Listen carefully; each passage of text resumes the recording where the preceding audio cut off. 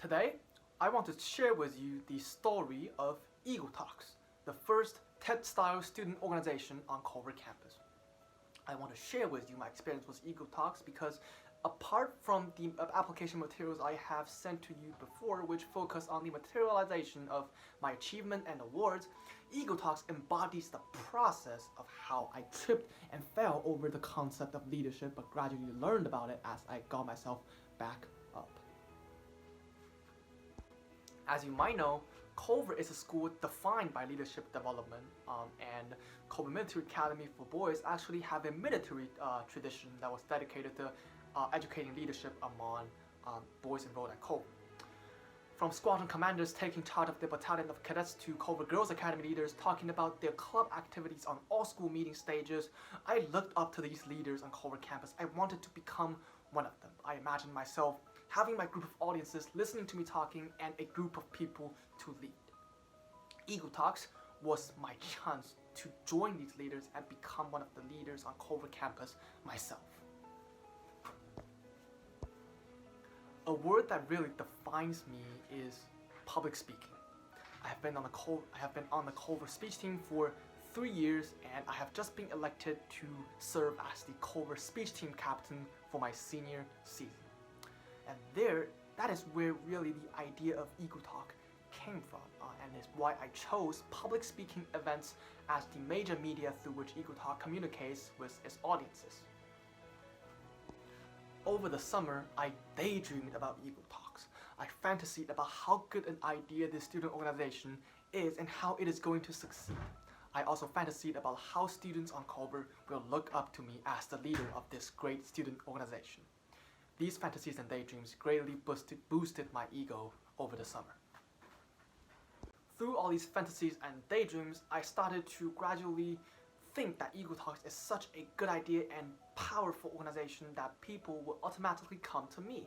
And all I had to do was just to have a meeting and put up some advertisements. And that was what I did, and the only couple things I did.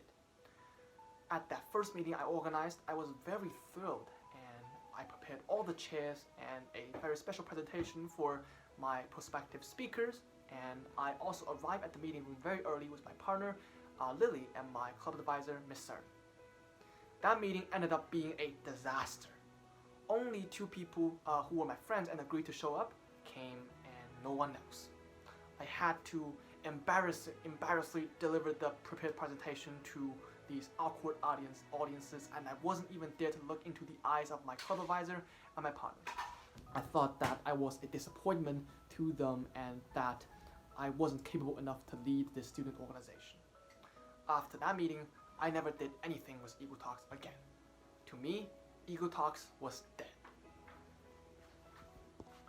If that mindset was to stay forever, EagleTalks would disappear from our campus without having done anything good. But luckily, the situation was about to change. Over Christmas break, I had a long conversation with my parents about EagleTalks. My mom, who was this person who constantly challenged me to walk out of my comfort zone and push my limits in my life, talked to me about how she was a businesswoman and stopping because of embarrassment could have ended her whole career. She also taught me that leadership was not about my own personal fame or myself. It was about the people that I lead and the people around me that really matters. And she also told me to believe in the power of EagleTalks to bring something good to the community, and that I was the only person who could make that happen. On the other hand, my dad gave me a few books for me to read about successful startups, and this book taught me that doing a successful startup means that you need to actively reach out to the people. You can't wait for people to come to you. You need to humble, stay low, and reach out to these people on yourself. And with these lessons learned, I was ready to take a shot at EagleTalks again.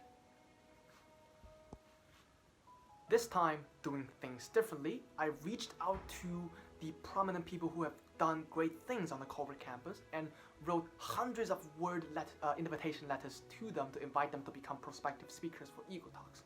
All these invitation letters were highly individualized because I wanted these speakers to feel special for this invitation. To my surprise, all 4 people who got invited agreed to speak for EagleTalks, and they were very excited to do so. In the week leading up to our first public speaking event of the year, I shed blood and sweat on the preparation for the event. I made these posters and stick them all around the campus, and also distributed these little cards to people I see on campus and to the people in my classes.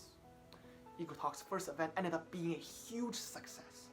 Every single seat in the audience areas were taken, and in the event themed to see a life through change, our speaker challenged the audiences to think about their life and reflect on their life and do something differently. All of a sudden, EagleTalks became a campus phenomenon. It became the thing that people around campus talked about and were excited about. I was very proud of that achievement. After the success of EagleTalks' first event, we are currently planning and organizing EagleTalks' second event themed on what does diversity really means, scheduled on April the 23rd. This time, we invited speakers to challenge our audiences to really think what diversity can bring to a community. With the new learnings about leadership that I have learned from EagleTalks, I am now one of the most prominent leaders on the Culver campus. I am the second highest ranking cadet in the whole junior class, taking on the leadership position of Regimental Operations Sergeant Major, and I am also the president and founder of the Culver History Club and the Culver Epidemiology Club. With the former, I led a group of students to participate in the National History Day Indiana competition, with all product entries mentored by me and my advisor, advancing to the state level. With the latter, I mentored and teach a group of students on the use of mathematical epidemiological models in the modeling and prediction of an epidemic. Now, wherever I go and whatever I do, I keep in mind that leadership is a humble service to the people around me. And it is these people that my leadership is really about. These are the great treasures that EagleTalks, as my student organization, has taught me as a leader, as a student, and as a person.